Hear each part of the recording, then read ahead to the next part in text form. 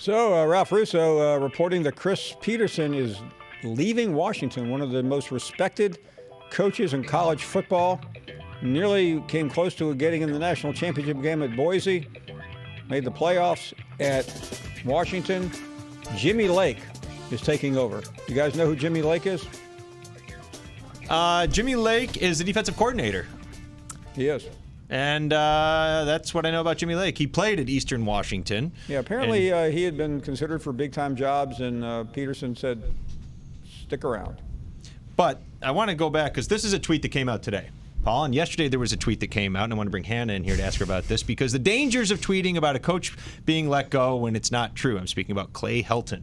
Well. Yeah, the SI had a little bit of a mess with one person tweeting it and then someone else from their staff backtracking, and now it just looks like a joke of a publication. Well, some of it is the fact that SI is somewhat of a joke of a publication. How do you come back? I mean, if he ends up, if you're the school, though, how do you end up covering for this versus? Well, I mean, I just want to know from the reporter. I'm not asking for sources, but give me some. I mean, where'd you get that from? I mean, did you get that off the bathroom wall at the Metropolitan Museum of Art, or did you have a source who said we're going to fire? Because, I mean, the day before, Bruce Feldman, who's probably the most respected college football reporter out there, had written a piece saying he will not be fired. Right. Yeah, it just seems like poor journalism all around, not, double checking. Hannah, I mean, I know you're fairly new out of college, but poor journalism all around is the standard these days. Yeah. What do you do, Paul, for a situation like this then? But do you have to start naming sources, or is this going to be somebody well, that... I mean, I worked for them for a while, so I know a little bit about their old staff. Until recently, you couldn't put a story like that out. But now, in the age of social media, get it out before somebody else does, even if it's wrong. Dang. We welcome you back. If you just got on board, we spent a lot of time in hour number one remembering Pat Sullivan, who at 69 passed away over the weekend. The former Heisman Trophy winner Pat Dye commenting on his former offensive coordinator. One other thing that Coach Dye said, and I'm still shaking my head because I covered the end of Coach Bryant's era at the beginning of my career. When Pat Dye got to Auburn, he was a relentless 41-year-old recruiter. Bear Bryant was 69, and actually he was 68 when Dye got there, the same age that Saban is right now. And I asked Coach Dye about that, and he said at 68, Coach Bryant was slowing down a little bit, and at night he liked to go by Indian Hills Country Club and have a few toddies and play poker with the boys while I was out recruiting 24/7. And by the way, that is not the case with Nick Saban. I know he's out recruiting today. I understand he's heading to California soon to make sure he's got that firm commitment from a five-star quarterback. You ought to look for a kicker while he's out there as well. And it's just the fact that Saban at 68 has shown no signs of letting up on recruiting. I believe he's relentless as he's ever been, but still, I think anyone who is that age will tell you it's probably not as easy. Now, that's been a conversation we've had for years, and Saban has defied the odds.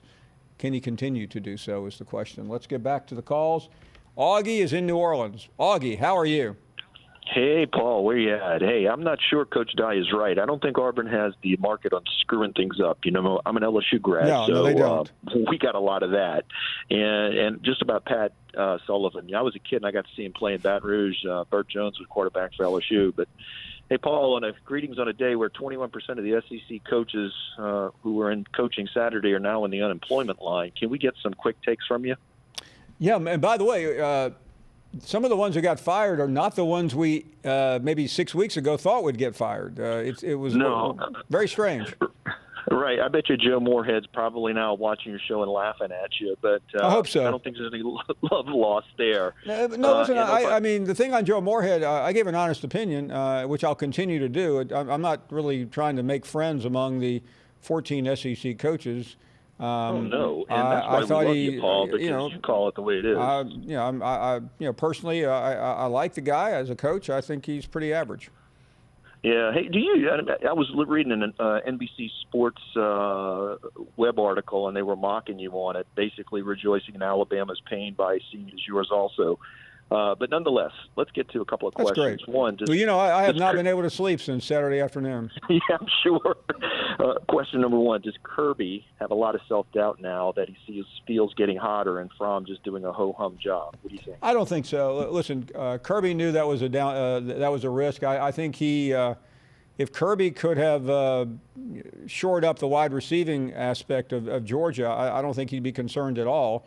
Fromm is a good quarterback. He's not as elite as Justin Fields, but he's riding Jake Fromm to the finish line, whether that's Saturday or in the playoffs.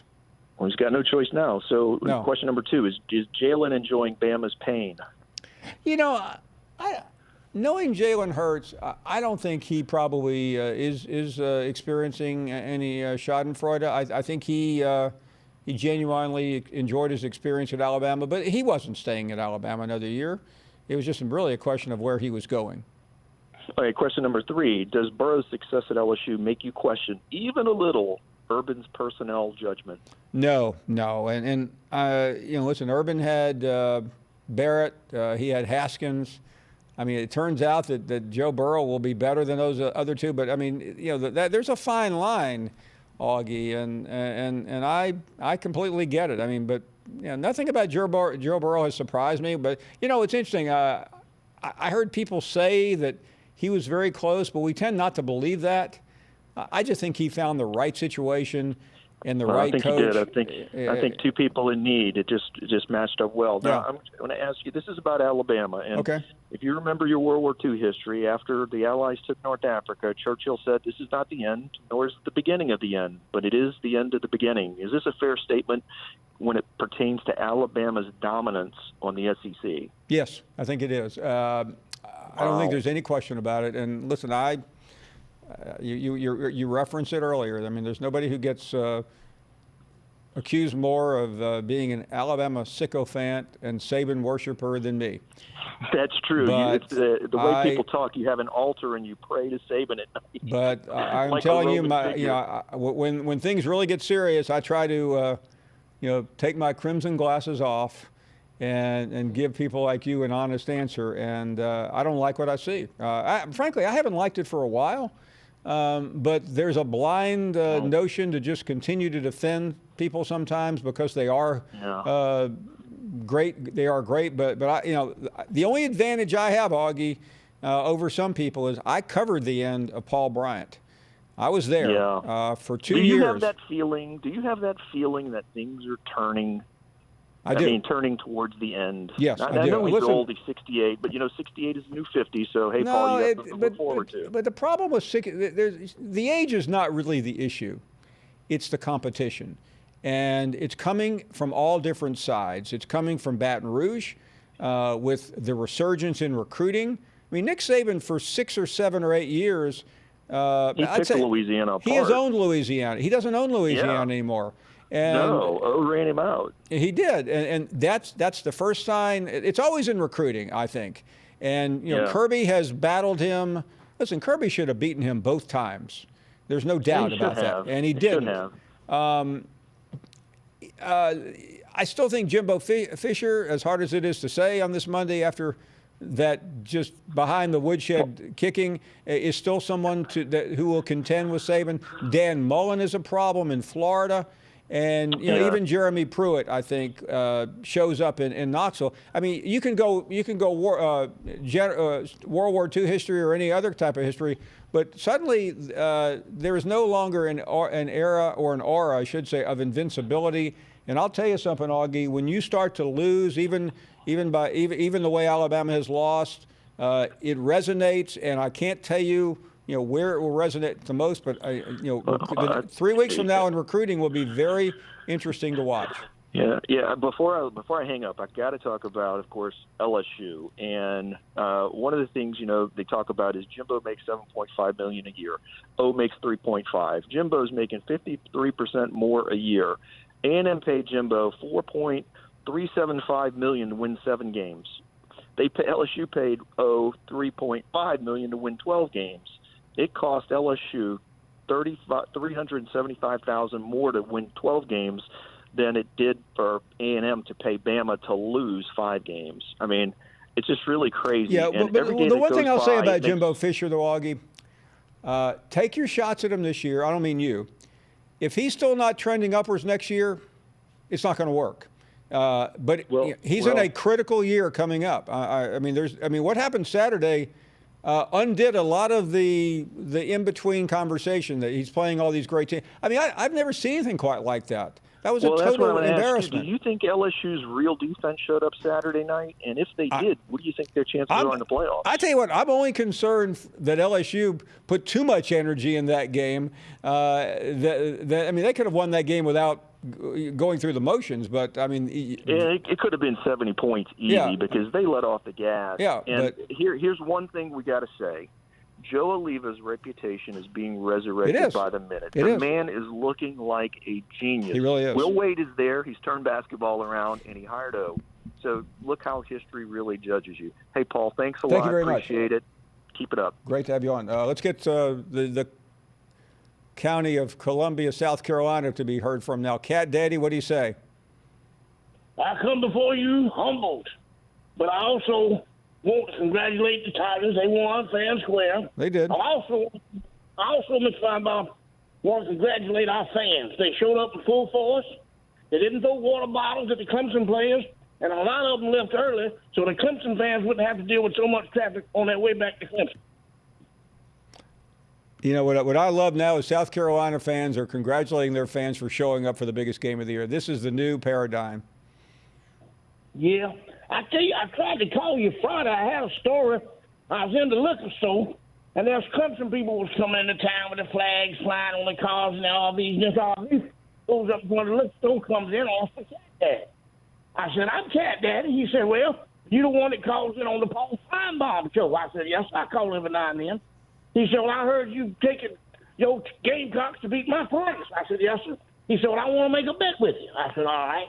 So I'll buy 2 cases of pound of moonshine, and if we lose, I'll bring them back over here after the ball game. I said, sounds like a win. He said, but one other thing you have to do for me, and that is eat a moon pie for every score we make. And he handed me a box of moon pies. So I said, all right, I'll take that bit. I ain't scared. Well, he got ready to leave, and Junior looked at me and said, well, why you got to eat the moon pies? So I caught the man out of his RV. I said, mister, why am I got to eat these moon pies? He said, because we're going to score so many points on you Gamecocks, your rear end is going to go into an eclipse. You know, Cat, I got to congratulate you. You have nothing. Your football team's not worth talking about, so you might as well change the subject. Great to have you on. We're up against a break. Connor O'Gara coming up shortly. More on the. I won't be accessible for public comments or comment on any search until the next football coach is hired. I'm grateful to our student athletes as well as those past players who have worked so hard to make this program what it is today. Coach Odom bleeds black and gold, and I understand that, which made it not an easy decision. Did not make this move lightly, and I made this move to move our program forward, to build on the success of our past, of our current players, and those yet to come. With that, I'll open it up for questions. Less than 4 months ago, you signed him to an extension. What changed in such a short amount of time to make that decision? Well, I felt we lost momentum of the program, and that it would be difficult for us under his leadership to continue to move it forward.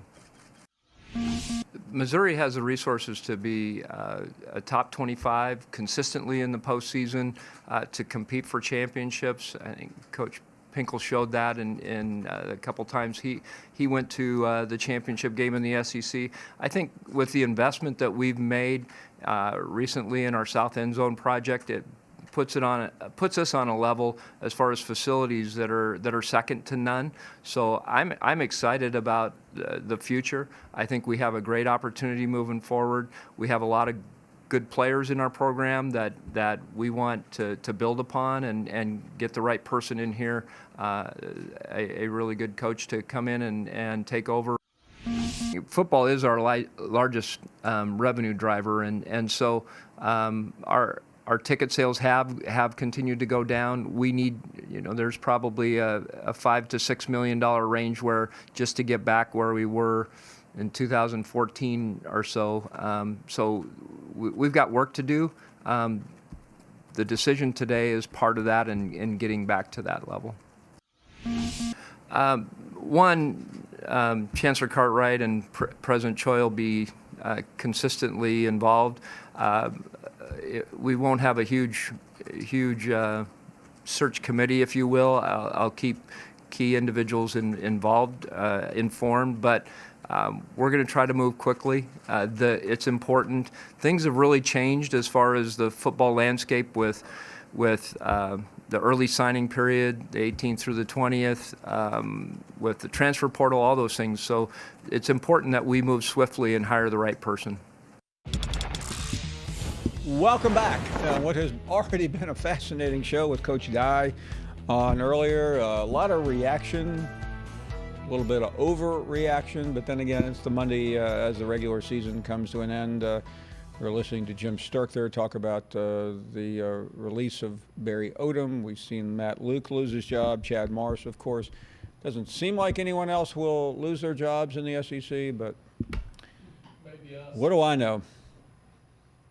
Well, I'm losing my job. Is that what you hear? I might lose mine. Is that on Twitter right now? Connor O'Gara joins us from Saturday Down South. Nothing like an overreaction on Monday. Connor, you overreact pretty much every time you write something, so this is right up your alley. Good afternoon, and let's get your takeaways from the weekend.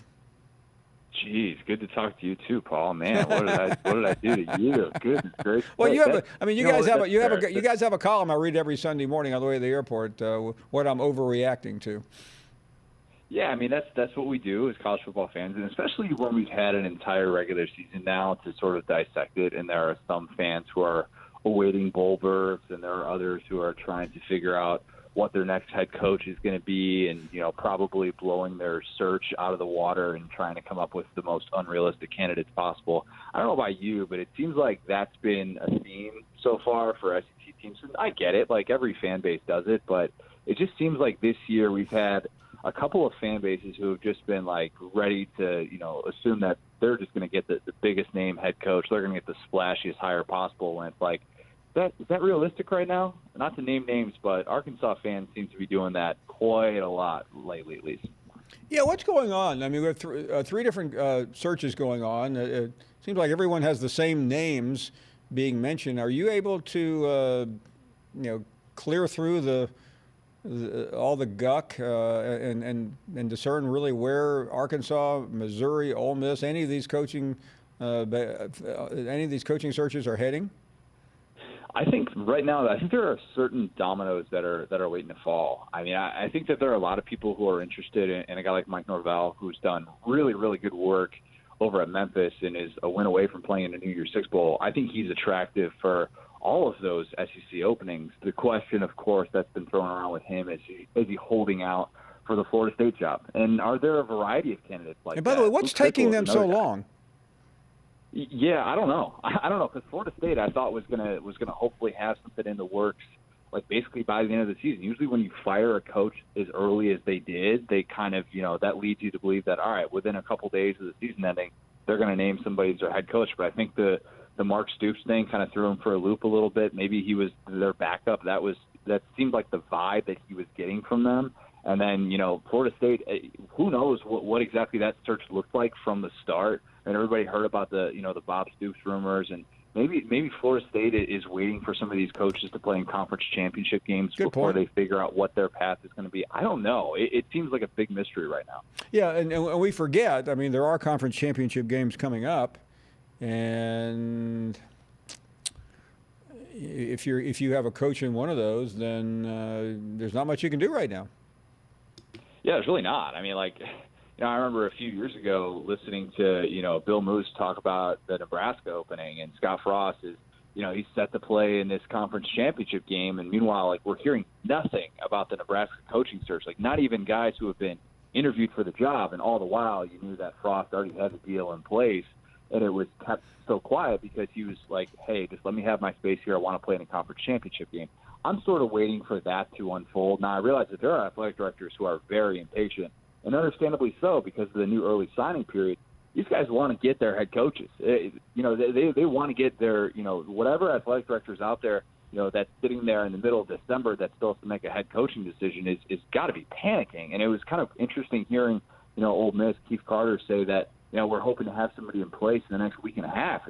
That's a long time in the coaching carousel in the recruiting world, and with the transfer portal now, there's a lot of moving pieces there. And I think there's a lot of pressure on these coaches to get these deals done now, or these athletic directors get these deals done now with these coaches and not have to wait a week and a half, because time is precious and the clock's ticking.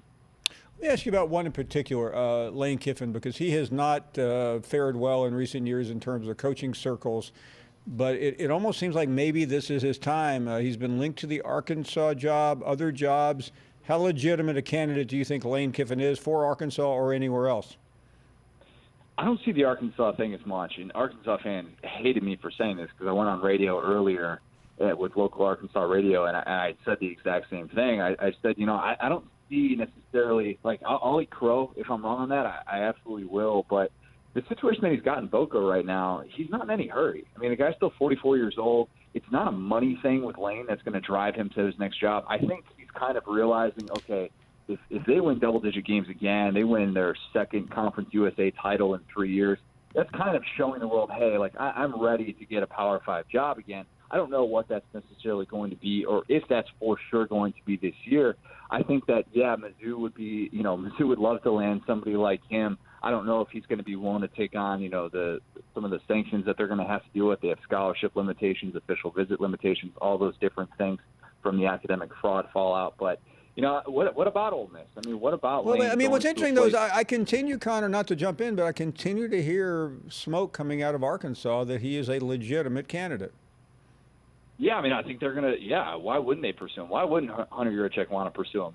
And there have been, reports of the flight tracker. It's flight tracker season, as you know. There apparently have been, flights going to Boca or whatever, to be able to talk to him. I totally get it from their standpoint. I mean, it makes a lot of sense of why they would want to get somebody on board like Kiffin. You're trying to sell tickets. You're trying to sell an identity, and Kiffin brings that in a heartbeat. And I think that, if you're Kiffin, getting the chance to play Nick Saban on a yearly basis, not the worst thing in the world. Everybody's talked about that since he's basically left the SEC. So, from their standpoint, I would totally get it. I just don't know if Lane Kiffin wants to look at that Arkansas situation, a program that has one SEC win in the last 3 years, and he says, that's what I want to sign up for. That's what I want to leave this good life in Boca that I have for, to go and get back into it. I don't know if that's on top of his mind right now. I don't know if there's going to be other jobs that are open to him.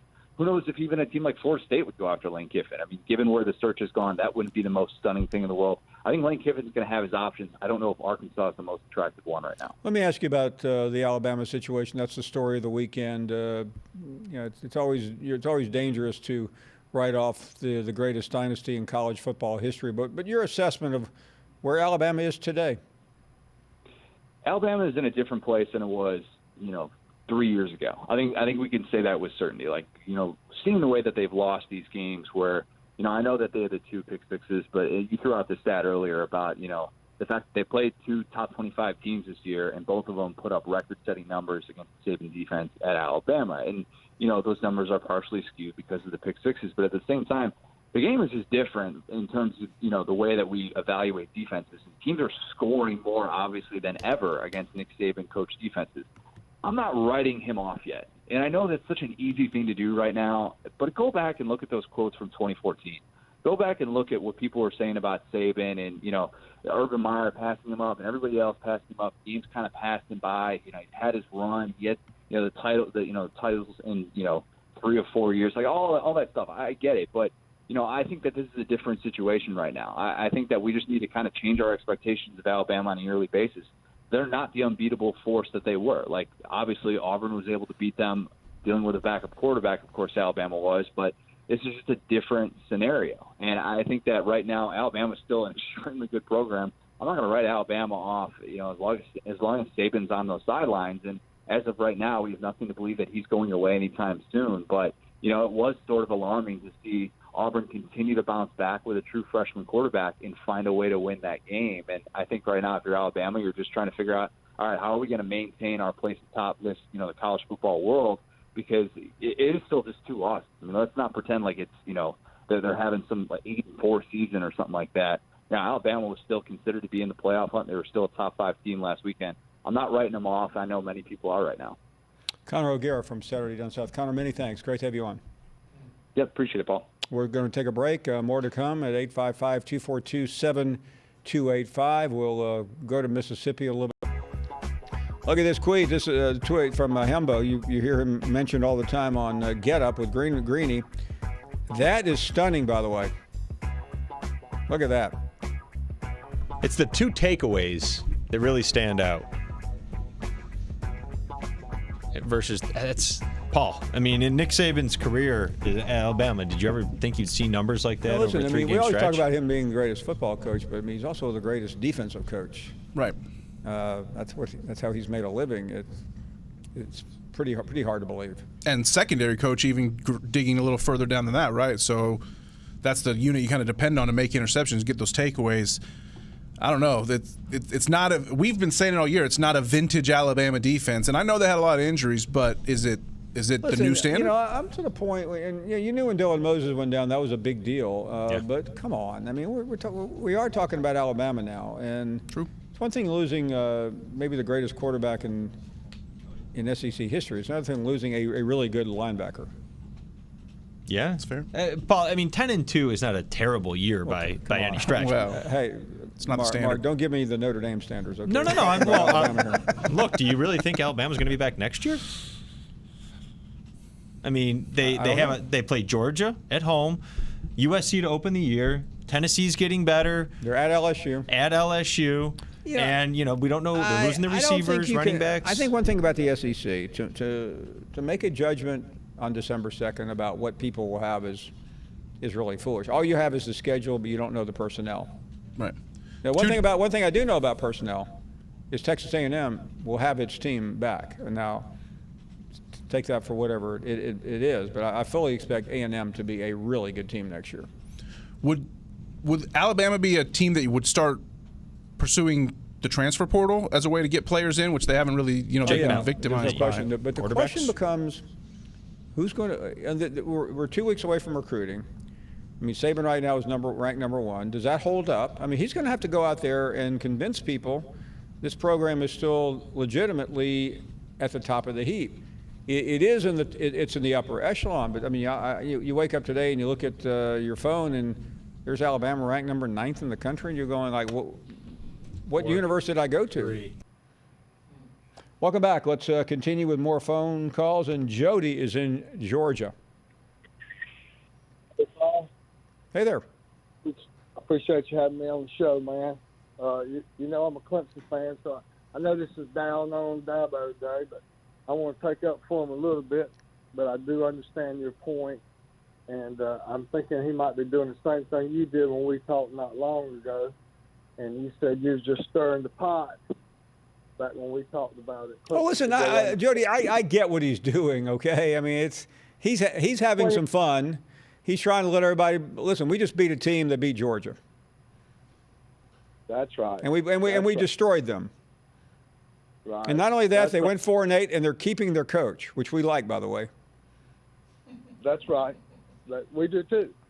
We like him too. Yeah, that's what I mean. I mean, Clemson fans want Will Muschamp to stay at the university for as long as possible, because they know what it was like when South Carolina had a legitimately big-time coach in Steve Spurrier. We do. Listen, I used to get a bunch of invites to those Clemson Carolina games when Carolina was wearing us out. I got a bunch of invites, but now I don't get any invites to the Clemson Carolina game in Carolina.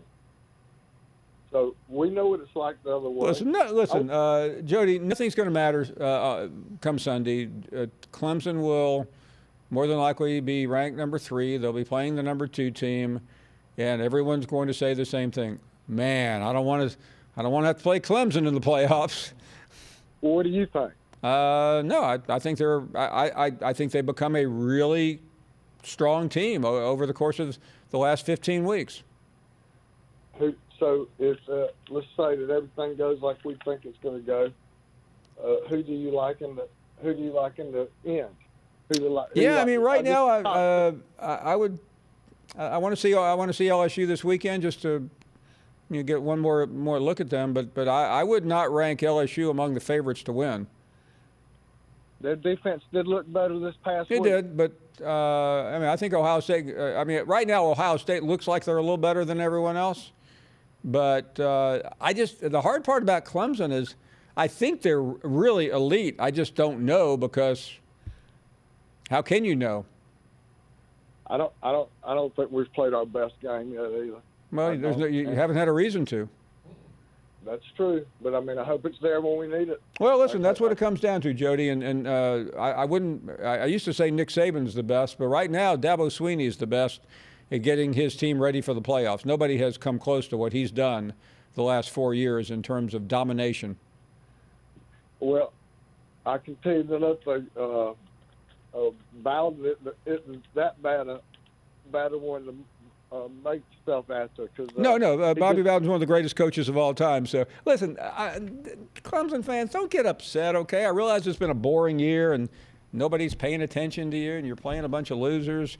But your time's coming. You got a big conference championship game against Thomas Jefferson University on Saturday night, and enjoy the moment.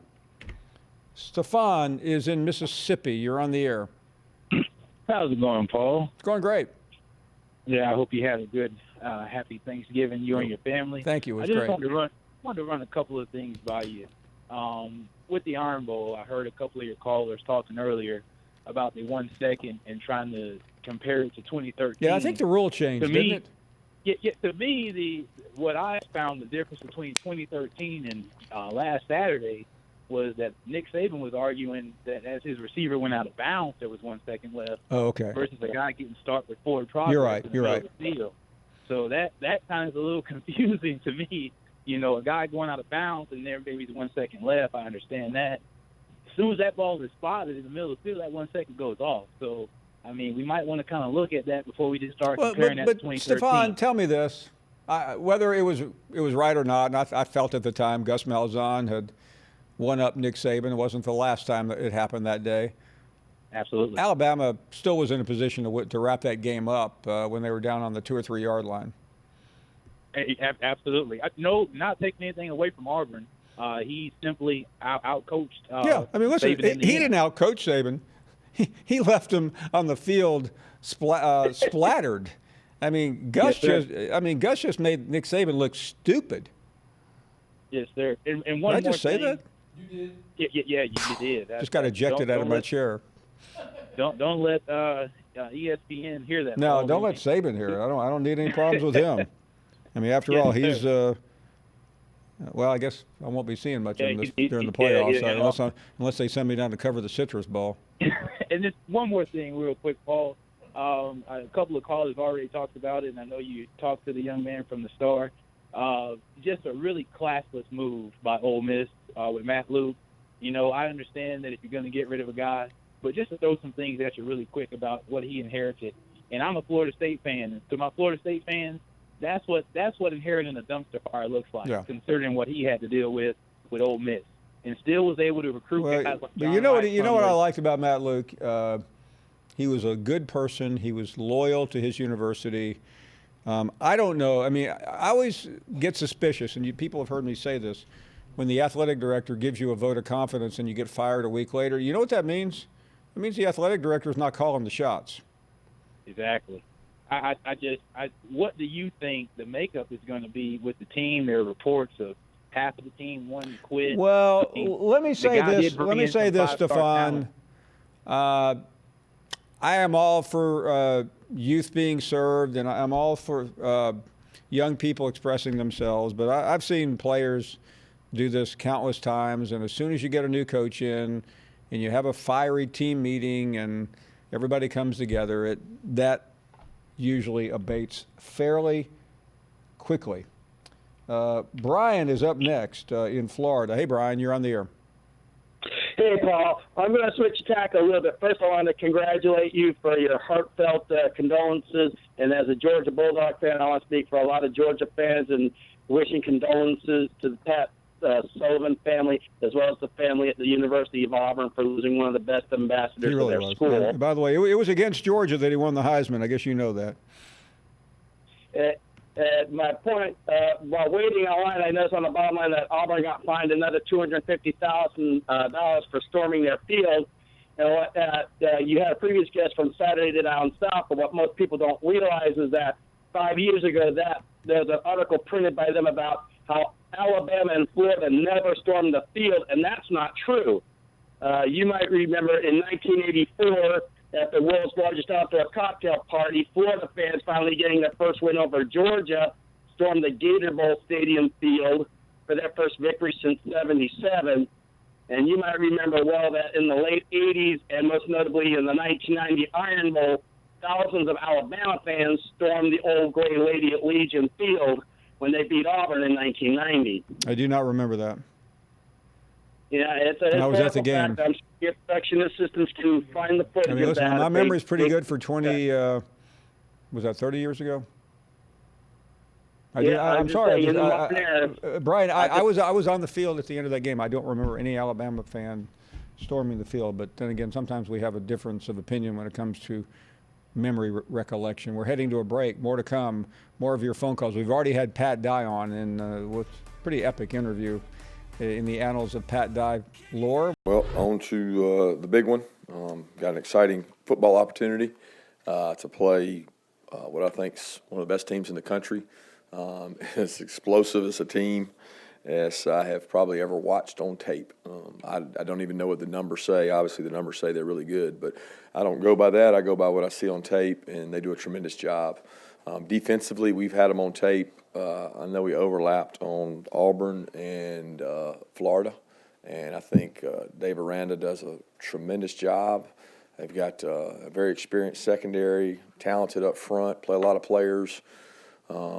Just a tremendous overall program. And what Coach Ogeron's been able to do with his program from a standpoint of winning big games, I mean, playing top 25, top 10 opponents, I think he's been as good as anybody in the country.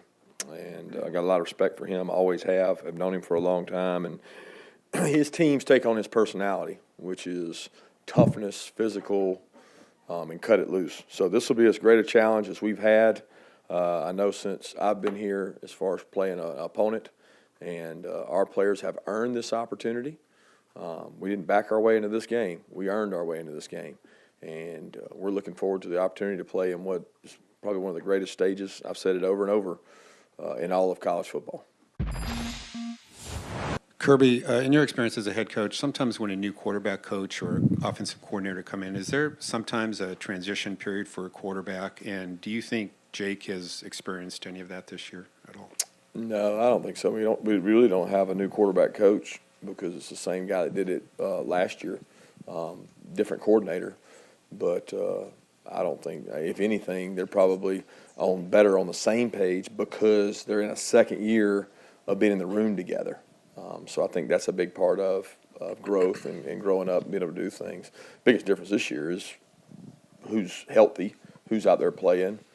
I mean, 3 guys are in the NFL that were out there playing last year, and really 5 when you count Holyfield and Nada. So there's not been a level of consistency with the perimeter skill that there probably was last year. That's the biggest difference. Hey, Coach, is there an update on DeAndre Swift's injury going into next game? I think it's pretty important. Yeah, we're hopeful that he's going to be able to play. Why is it important for guys like that to kind of handle whatever's going on with George right now? Well, it's important to have a big brother. I mean, we all have mentors, and you grow as a young player. I mean, young players across the country, you have to grow up.